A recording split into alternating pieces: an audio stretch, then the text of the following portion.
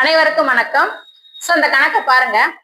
ஒரு ஆப்பிளோட விலை 60, ஒரு கொய்யாவோட விலை 90 மற்றும் ஒரு மாம்பழத்தின் விலை 60. அதுபோக ஒரு மாதுளையின் விலை எவ்வளவுன்னு கேள்வியா கேட்டிருக்காங்க. ஓகேவா?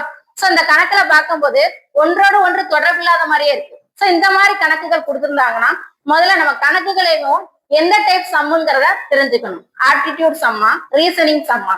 சோ இது பார்க்கும்போது இது ரீசனிங் சம். ஓகேவா? ஏன்னா ஒன்றோடு ஒன்று தொடர்பு இல்லாம இருக்கு. அப்ப ரீசனிங் சம்முங்கும் போது இதுல ஒரு ட்ரிக் இருக்குன்னு அர்த்தம். ஓகேவா? சோ அது என்ன ட்ரிக்குங்கிறத மட்டும் நம்ம கண்டுபிடிச்சிட்டோம்னா இதற்கான ஆன்சர் ஈஸியா நீங்க கண்டுபிடிச்சிடலாம். சோ இப்ப ஆப்பிள்னு இருக்கு. சோ ஆப்பிள்ங்கிற லெட்டரை பாருங்க. அதுல எத்தனை வவ்வல் லெட்டர் இருக்குன்னா 2 லெட்டர்ஸ் இருக்கும். அப்போ 2 வவ்வல் லெட்டர்ஸ் இருக்குமா? சோ அந்த ஆப்பிளோட விலைக்கு தான் 60ன்னு கொடுத்துருக்காங்க. அப்ப 2 வவ்வல் லெட்டர்ஸ் என்னதுன்னா ஏவும் ஈயும். ஓகேவா? இதனோட மதிப்பு தான் 60ன்னு கொடுத்துருக்காங்க. அப்போ ஒரு வவ்வல் லெட்டர்ஸோட மதிப்பு எவ்வளவு? 30. ஓகேவா?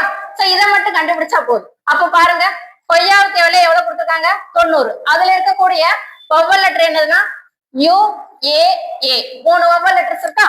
அப்போ ஒரு வவ்வல் லெட்டர்ஸோட மதிப்பு எவ்வளவு? 30.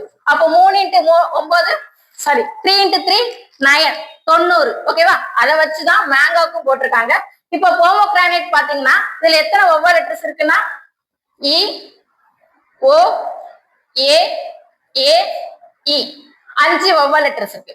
அப்போ 5 × 30 5 × 30 150. சோ இதனோட ஆன்சர் 150. அவ்வளவுதான்.